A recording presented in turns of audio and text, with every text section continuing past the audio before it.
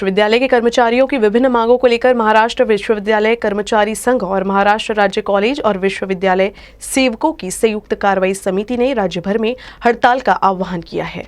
राज्य भर में विश्वविद्यालय के कर्मचारियों की मांगों के संबंध में यूनियनों ने लगातार विभिन्न तरीकों से राज्य सरकार का ध्यान आकर्षित करने का प्रयास किया है। हड़ताल के कारण वित्त विभाग और अन्य विभागों का काम ठप हो गया है। यही वजह है कि विश्वविद्यालय परिसर पूरी तरह से बंद हो गए हैं। पिछले साल एन परीक्षा सत्र के दौरान छात्रों के भविष्य का मुद्दा सामने आने के बाद हड़ताल वापस ले ली गई थी और उच्च और तकनीकी शिक्षा मंत्री उदय सामंत ने यूनियनों को आश्वासन दिया था कि इस मुद्दे को हल किया जाएगा। हालांकि तब से राज्य सरकार किसी भी समस्या का समाधान नहीं निकाल पाई है और केवल यूनियनों का समय बर्बाद करने में भूमिका निभा रही है। यामध्ये आमच्या मागण्या ज्या आहे 7 पेच्या संदर्भामध्ये आमच्या 796 लोकांना अजून सध्या अद्यापही 7वं वेतन लागलेलं नाही आहे। त्याचप्रमाणे सेवांतर्गत आश्वासित प्रगती योजनेचा जो JR रद्द केला तो पुनर्जीवित करण्यात आलेला नाही। त्यानंतर आम्हाला 5 दिवसाचा आठवडा शासकीय कर्मचाऱ्यांना लागू नाही आहे। अशा विविध आमच्या जवळपास 12-13 मागण्या आहे, त्याकडे शासनानं लक्ष घालावं आणि लवकरात लवकर ते मागण्या पूर्ण करण्यासाठी प्रयत्न करावे अशी आमची विनंती आहे। आणि जर शासनाने याची दखल घेतली नाही आणि कोणत्याही प्रकारे जर आम्हाला प्रतिसाद दिला नाही तर हे आंदोलन असं कंटिन्यू चालेल आणि त्यामधून विद्यार्थ्यांची गैरसोय होईल, याकरता शासन जबाबदार राहील। हे आंदोलन आमच्यावर शासनाने लादलेलं आहे। त्यामुळे आमची विनंती आहे शासनाला की त्यांनी लवकरात लवकर ह्या आंदोलनामध्ये तोडगा काढावा। मेलघाट टाइगर प्रोजेक्ट के बढ़ते कार्यक्षेत्र के अनुरूप मेलघाट टाइगर प्रोजेक्ट द्वारा ग्रामीणों का पुनर्वास किया जा रहा है, जिसको लेकर ग्रामीणों में काफी गुस्सा है। चोपन गांव के ग्रामीणों का आरोप है कि पुनर्वास के लिए ग्रामीणों को मजबूर किया जा रहा है। मेलघाट टाइगर प्रोजेक्ट के बढ़ते कार्यक्षेत्र के अनुरूप मेलघाट टाइगर प्रोजेक्ट द्वारा ग्रामीणों का पुनर्वास किया जा रहा है, लेकिन ग्रामीणों का ये भी आरोप है कि अधिकांश गांवों में पुनर्वास को अनिवार्य बनाया जा रहा है। ग्रामीणों ने वर्तमान स्थिति में बाघ विभाग द्वारा चौराकुंड वन अभ्यारण्य अंतर्गत चोपन गांव के पुनर्वास को मजबूर करने का आरोप भी लगाया। इतना ही नहीं, चोपन गांव के नागरिकों का आरोप है कि इस प्रस्ताव के आधार पर ग्रामीणों को विश्वास में लिए बिना ग्राम सभा का फर्जी प्रस्ताव पारित कर गांव छोड़ने को मजबूर किया जा रहा है। चोपन गांव बहुत दूर हैं और इस गांव में नागरिकों ने पक्की सड़क, रोजगार, बिजली कनेक्शन जैसे सभी भौतिक सुविधाओं की मांग की है। साथ ही ग्रामीणों ने भविष्य में किसी भी परिस्थिति में अपना गांव नहीं छोड़ने की भी बात कही। ग्रामीणों के अनुसार संबंधित बाघ विभाग के अधिकारी ग्रामीणों को दैनिक आधार पर ग्रामीणों का पुनर्वास करने की धमकी दे रहे हैं। इसके अलावा ग्रामीणों ने सशक्तिकरण की मांग की है। ये फॉरेस्ट वाला बोलता है कि भाई पुनर्वासन के लिए इन लोगों को घुमा घुमा के तैयार करता, तो लोगों को इच्छा जाने का नहीं है, तो इन लोगों ने चूतिया बना के पुनर्वासन का बात उठाते, हर हमेशा करता तो वही तकलीफ देते रहता। तो हमारा भी इच्छा जाने का नहीं है पुनर्वासन में। जो जितना जो 4-5 घर गए पुनर्वासन में, उन लोगों ने गए भाई, लेकिन दोबारा हम जाने का तैयार नहीं है। पूरा गांव का लोगों गांव में रहने का इच्छा है। 1.5 महीने से एसटी कर्मी अपनी मांगों को लेकर हड़ताल पर है। शनिवार को अमरावती में हड़ताल में शामिल एसटी कर्मचारियों ने पथनाट्य पेश कर सरकार तक अपनी मांग पहुंचाने की कोशिश की। राज्य परिवहन बोर्ड के कर्मचारी पिछले 2 महीने से विलय के लिए आंदोलन कर रहे हैं, लेकिन अभी तक कोई समाधान नहीं निकला है। शनिवार को अमरावती डिपो नंबर 1 के कर्मचारियों ने नुक्कड़ नाटक पेश कर सरकार के सामने अपनी मांग रखी। हालांकि सरकार द्वारा अब तक कर्मचारियों की मांगों को नहीं माना जा रहा है, जिससे कर्मचारियों में गुस्सा है। यही कारण है कि एसटी कर्मचारी तरह तरह के हथकंडे अपनाकर सरकार का ध्यान अपनी ओर आकर्षित करने का प्रयास कर रहे हैं। साथ ही मांग नहीं मानने पर आगे भी आंदोलन जारी रखने की चेतावनी दी है।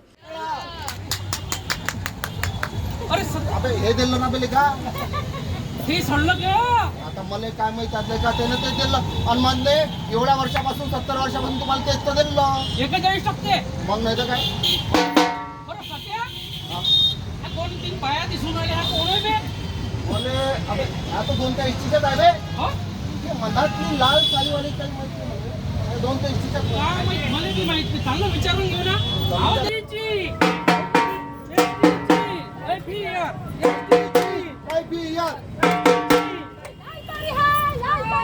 अपनी देवी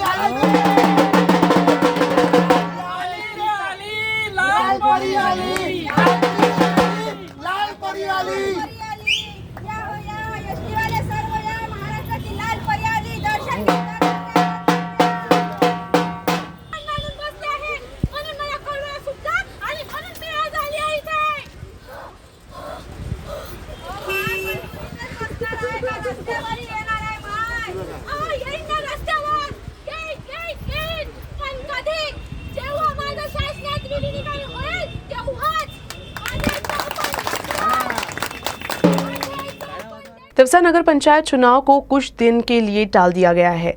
इसी को लेकर सियासी जंग ने रफ्तार पकड़ ली है। इस बीच कई नेता वोट मांगने के लिए मतदाताओं के सामने घर घर जाकर प्रचार किया जा रहा है। तिवसा नगर पंचायत के 3 पिछड़ा वर्ग वार्डों को छोड़कर 14 जगहों पर चुनाव हो रहे हैं। चुनाव चिन्हों के वितरण के तुरंत बाद हर वार्ड में सही जगह पर कुछ घोषणा पत्र, पार्टी के झंडे, कुछ घोषणा पत्र और चुनाव पार्टी कार्यालयों का उद्घाटन किया जा रहा है। पार्टी के कुछ उम्मीदवारों ने अपना अभियान ऑटो रोटेशन शुरू कर दिया है और अभियान भी शुरू हो गया है। 14 निर्वाचन क्षेत्र में पार्टी और निर्दलीय उम्मीदवारों सहित कुल 62 उम्मीदवार मैदान में हैं। ओबीसी वर्ग की सीटों को लेकर अदालती मुकदमे के कारण चुनाव प्रचार को कम समय मिल रहा है। इसे देखते हुए पार्टी नेतृत्व घर घर जाकर मतदाताओं को अपनी पार्टी, उम्मीदवारों और विकास कार्यों से आगे रखने की जिम्मेदारी ले रहा है। कुछ लोग पिछले साल के ऑडिट का हवाला देते हुए मतदाताओं ने नगर पंचायत को वोट देने के लिए कह रहे हैं। तिवसा नगर पंचायत निर्वाचन जिला पालक मंत्री अधिवक्ता यशोमती ठाकुर खुद तिवसा शहर में ध्यान दे रही हैं और पिछले 3 दिनों से उन्होंने प्रत्येक वार्ड का दौरा किया है और वहां विकास कार्यों की समीक्षा की है और मतदाताओं से समस्याओं के बारे में जाना। ब्रेन डेड शख्स के अवयव दान कर कई अन्य मरीजों को नया जीवन दिया जा सकता है। अवयव दान के प्रति जागरूकता बढ़ने से अब अवयव दान करने वालों की भी संख्या बढ़ी है। अमरावती जिले के परतवाड़ा में एक ब्रेन डेड शख्स का अवयव दान कर 5 अन्य मरीजों को नया जीवन प्रदान किया गया है। नांदगांव पेट के 65 वर्षीय गजानन कड़ू ने इस दुनिया को अलविदा कहते कहते 5 परिवार को अनमोल खुशी देकर गए हैं। गजानन कड़ू की तबीयत खराब होने पर उन्हें इलाज के लिए परतवाड़ा के अस्पताल में भर्ती कराया गया था, जहां उपचार के दौरान कड़ू की तबीयत बिगड़ गई, जिसके बाद डॉक्टरों ने उनको ब्रेन डेड घोषित कर दिया।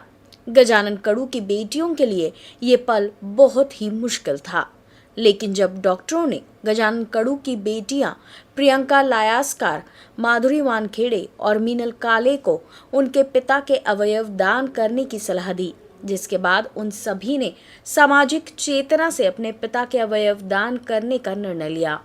जिसके बाद गजानन कड़ू को परतवाड़ा के भंसाली मल्टी स्पेशलिटी अस्पताल में भर्ती कराने के बाद अंगदान की प्रक्रिया में तेजी लाई गई।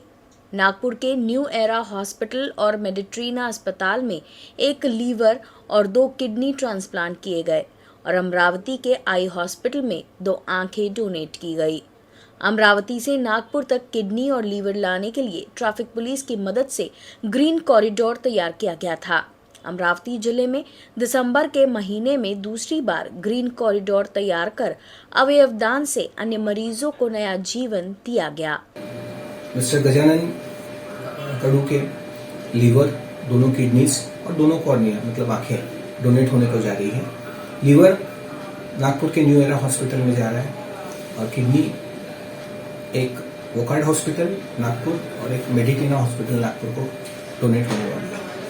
इत्तेफाक से जो रेसिपिएंट लोग हैं वो काफ़ी यंग पेशेंट्स हैं, बिलो 55 ईयर्स, और मोस्टली ये सब सक्सेसफुल ट्रांसप्लांटेशन होने को जाएगा, ऐसे मैं उम्मीद कर रखता हूँ। अवयवदान ये प्रक्रिया परतवाड़ा में पिछले 3-4 साल से काफ़ी प्रचलित हुई है। मैं धन्यवाद देना चाहूँगा पुनर्जीवन फाउंडेशन, जिन्होंने इसकी नींव रखी और अवेयरनेस बढ़ाया। ओमिक्रॉन का संकट एक और बढ़ता ही जा रहा है। वहीं विदेश से जिले में आने वाले नागरिकों की अपनी लापरवाही से प्रशासन की परेशानी बढ़ती जा रही है। अकोला जिले में अब तक 232 लोग विदेश से आए हैं। इनमें से 58 लोगों ने अब तक स्वास्थ्य विभाग से संपर्क नहीं किया है। इनमें से कुछ लोगों का मोबाइल नंबर बंद है तो किसी का संपर्क नंबर गलत है। इस समय अकोला जिले में कोरोना के केवल 5 सक्रिय मरीज हैं, लेकिन कोरोना के नए वेरिएंट की वजह से अब सभी जगह प्रशासन अलर्ट हो गया है। अकोला से सटे बुल्ढाना जिले में विदेश से आए एक नागरिक के कोरोना के ओमिक्रॉन वेरिएंट से संक्रमित होने की पुष्टि होने के बाद अकोला में सावधानी बरती जा रही है। जिले में अब तक विदेश से 232 लोग आ चुके हैं। इनमें से करीब 174 लोगों से स्वास्थ्य विभाग ने संपर्क किया है, जबकि 58 लोगों से अभी तक संपर्क नहीं हुआ है। इन 58 नागरिकों में से 20 अन्य जिलों के हैं और शेष 38 अकोला जिले के हैं। इन लोगों में से कई के मोबाइल नंबर पर संपर्क नहीं हो पा रहा है तो कुछ के नंबर ही गलत है। ओमिक्रॉनचा प्रादुर्भाव रोखण्याच्या अनुषंगाने बाहेर देशातून आलेले दररोज आपण रुग्णांची म्हणजे आपल्याला राज्यस्तरावरती आकडे तशा प्रकारचे कळवले जातात। आतापर्यंत आपल्या जिल्ह्यामध्ये जवळजवळ 232 हे बाहेर देशातून रुग्ण म्हणजे पॅसेंजर आलेले आहेत। त्याच्यामध्ये आपण या सगळ्यांचे आपण शोध मोहीम घेतो आहे। त्यापैकी जवळजवळ 174 रुग्णांचा आपल्याला म्हणजे पॅसेंजरचा पत्ता लागलेला आहे। त्यापैकी जवळजवळ एक 8 दिवसांना आपण सगळ्यांची RT-PCR चाचणी करत असतो। 47 या पॅसेंजरची आपण RT-PCR चाचणी केलेली आहे आणि सर्व हे त्यांचे नमुने हे नकारात्मक आलेले आहेत, निगेटिव्ह आलेले आहेत। त्यापैकी 232 पैकी जवळजवळ हे नॉट ट्रेस होणारे जवळजवळ 58 हे पॅसेंजर आहेत। याच्यामध्ये 38 असे आहेत की ज्यांचे मोबाईल हे आपल्याला म्हणजे चुकीचे मोबाईल आहेत, काहींनी मोबाईल बंद केलेले आहेत आणि काहीचे पत्ते व्यवस्थित नाहीत, त्याच्यामुळे हे ट्रेस होत नाही। तरी पण आपण इतर माध्यमातून त्यांचे जवळचे नातेवाईक काय असतील त्याचा आपण शोध घेतो आणि 20 हे अदर जिल्ह्यातले आहेत। तर अशा प्रकारचे या दररोज आपलं या येणाऱ्या परदेशातून जे पॅसेंजर याच्यावर आपलं तीक्ष्ण अशा आपली नजर आहे आणि यांना आपण ट्रेस करून शोधतो आणि ज्या काही शासनाच्या गाईडलाईन आहेत त्याप्रमाणे तपासणी करतो। ओमिक्रॉन हा असा तसा घातक नाही, जसं डेल्टा प्लसचा होता। सौम्य लक्षणे असणारा हा आजार आहे, परंतु रॅपिड पसरणारा असा आजार आहे। म्हणून प्रत्येक बाहेर देशामधून येणारा जो रुग्ण आहे, रुग्ण म्हणण्यापेक्षा पॅसेंजर आहे, हा ट्रेस होणं अत्यंत गरजेचं आहे, जेणेकरून तो आणि त्याच्या सहवासामध्ये आलेले इतर हे वेळी शोधले जातील आणि ट्रेस करून त्यांना विलगीकरण कक्षामध्ये आणि उपचाराखाली आणून पुढील होणारा जो प्रसार आहे तो आपल्याला टाळता येईल। सध्या तरी जिल्ह्यामध्ये धोक्याची अशी आपल्याला म्हणजे घाबरण्याचे काही कारण नाही। अमरावती जिले के वरुड़ तहसील के पुसला की छात्रा श्रावणी श्रीराव ने भोपाल में आयोजित राष्ट्रीय राइफल शूटिंग प्रतियोगिता में देश में 5वां और महाराष्ट्र में प्रथम आने का सम्मान हासिल किया है। उसकी इस सफलता से जिले का गौरव बढ़ा है, तो वही सभी स्तर से श्रावणी को सराहा जा रहा है। भोपाल में आयोजित नेशनल राइफल प्रतियोगिता में देश के कोने कोने से प्रतिभागियों ने हिस्सा लिया था, जिसमें वरुड़ तहसील के पुसला की बेटी श्रावणी श्रीराव ने पूरे देश से 5वां तो महाराष्ट्र से पहला क्रमांक हासिल किया। श्रावणी अमरावती के ऑरेंज सिटी विद्यालय की छात्रा है। श्रावणी को बचपन से ही राइफल शूटिंग में काफ़ी दिलचस्पी थी, जिसको देखते हुए श्रावणी के स्कूल ने उसके लिए नई राइफल खरीदी और उचित प्रशिक्षण भी दिया, जिसका नतीजा ये रहा कि पिछले साल 2020 में श्रावणी को एक शूटिंग प्रतियोगिता में तीसरा क्रमांक हासिल करने पर कांस्य पदक से दिल्ली में सांसद रामदास तड़स ने श्रावणी को सम्मानित किया था। श्रावणी का ये बेहतरीन प्रदर्शन पूरे महाराष्ट्र के लिए एक गौरव की बात है, पर ये गौरव और इस सम्मान के पीछे श्रावणी की कभी न हारने की जिद और जिद को पूरा करने के लिए कड़ी मेहनत है। माझं नाव श्रावणी विजय श्रीराव आहे। मी 9वी वर्गात शिकते।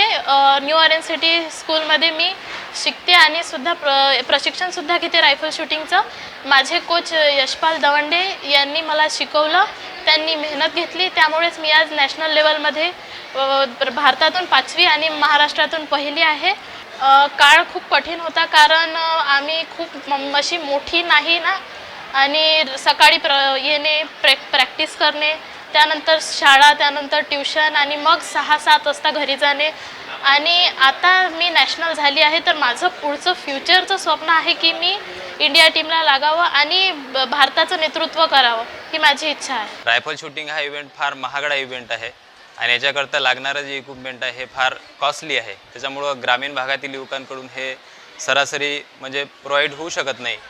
तरी शाळा प्रशासन आणि लोकवर्गणी याच्या माध्यमातून आम्ही हा युनिट उभा केलेला आहे। शाळा प्रशासनाने फार मोठं याच्यामध्ये योगदान दिलेलं आहे। श्रावणीने जे अचिव्हमेंट केलेली आहे, हाय स्कोअर तिचा आहे महाराष्ट्रामध्ये। अशी अपेक्षा आहे की आता तिच्या सगळ्या सरावावरून असं लक्षात येतं की आमच्याकडे जर इलेक्ट्रॉन टार्गेट मशीन जे आहे ते जर अवेलेबल झाली आम्हाला, तर निश्चितच ते भारतीय संघाचं नेतृत्व केल्याशिवाय राहणार नाही। सभी बच्चों के माता पिता को लगता है कि उनके बच्चे सफलता के शिखर पर पहुंचे और देश में अपना नाम रोशन करें, और ऐसा ही एक सपना श्रावणी के माता पिता ने देखा था, जिसके लिए श्रावणी ने कड़ी मेहनत की और सफलता के शिखर पर पहुंचकर अपने माता पिता का सपना पूरा किया, जिससे श्रावणी के माता पिता के चेहरे पर खुशी साफ झलक रही है और अब उन्हें विश्वास है कि आने वाले सालों में श्रावणी इंटरनॅशनल टूर्नामेंट्स में भारत का प्रतिनिधित्व करेगी। भारतामधून 11वा रँक आला तिचा आणि पुन्हा भोपाळला गेली नॅशनलला गेल्यानंतर ती महाराष्ट्राची पहिली तर भारतामध्ये ती 5वी आली। आई म्हणून असं वाटत आहे की जेव्हा फोन आला तेव्हा डोळ्यातून अश्रू पडले आणि ती जी मेहनत करते तिच्या याला सक्सेस मिळाला असं मला वाटतं। तिला काय करावं हे आम्ही कधी सांगितलं नाही, परंतु तिच्या आवडीनं तिनंच त्याची रायफलची निवड केली आणि मी सर्वप्रथम ऑरेंज सिटीचा आभार मानतो की त्यांनी या ठिकाणी तिला लागणारी सगळी सुविधा उपलब्ध करून दिली।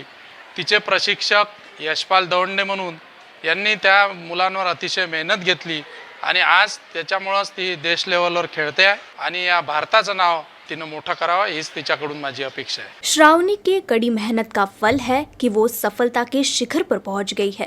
नेशनल राइफलिंग शूटिंग प्रतियोगिता में राज्य में पहला स्थान प्राप्त करके पुसला गांव और जिले का भी नाम श्रावणी ने रोशन किया है। ऑरेंज सिटी महाविद्यालय ने हाल ही में श्रावणी के पिता और उसके प्रशिक्षक को सम्मानित किया है। श्रावणी ने साबित किया है कि अगर कड़ी मेहनत और जिद हो तो सफलता हासिल की जा सकती है, फिर चाहे परिस्थिति कैसी भी हो। अमरावती जिले के अचलपुर में स्वर्गीय वजीर अंबादास पंत दिव्यांग अनाथालय और बाल गृह की गांधारी को सुपर स्पेशलिटी अस्पताल में सरकारी नौकरी मिली है। शंकर बाबा पापलकर की मानस पुत्री गांधारी को जिलाधिकारी पवनीत कौर ने कार्यालय में स्वागत किया और नियुक्ति पत्र सौंपा।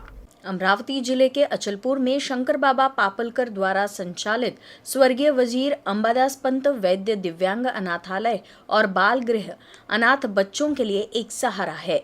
समाज सेवा के क्षेत्र में शंकर बाबा पापलकर का नाम केवल अमरावती जिले में ही नहीं बल्कि विदर्भ और राज्य भर में प्रसिद्ध है।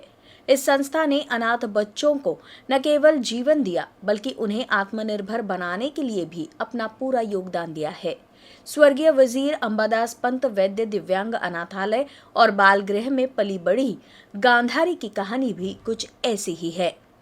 25 साल पहले पंढरपुर में गोदावरी नदी के किनारे लावारिस हालत में मिली गांधारी का अनाथालय में पालन पोषण हुआ और वो यही अपनी पढ़ाई भी की।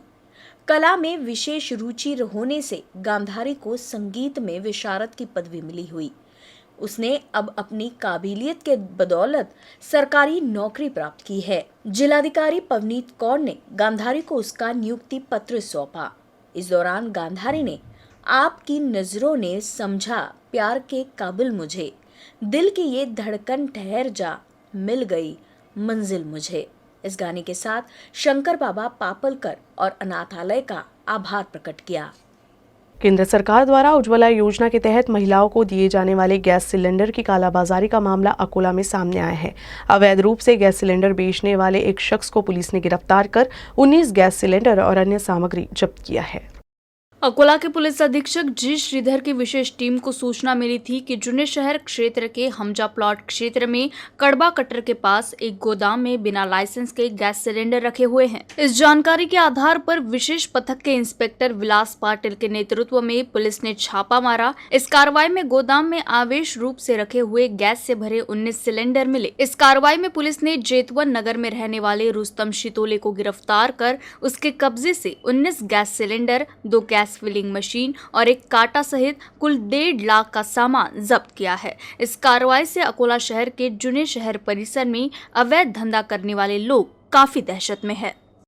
स्वतंत्रता दिवस के अमृत महोत्सव के अवसर पर अकोला जिलाधिकारी कार्यालय अकोला एवं doctor Baba Saheb Dhone painting college द्वारा संयुक्त रूप से वॉल पेंटिंग प्रतियोगिता का आयोजन किया गया है।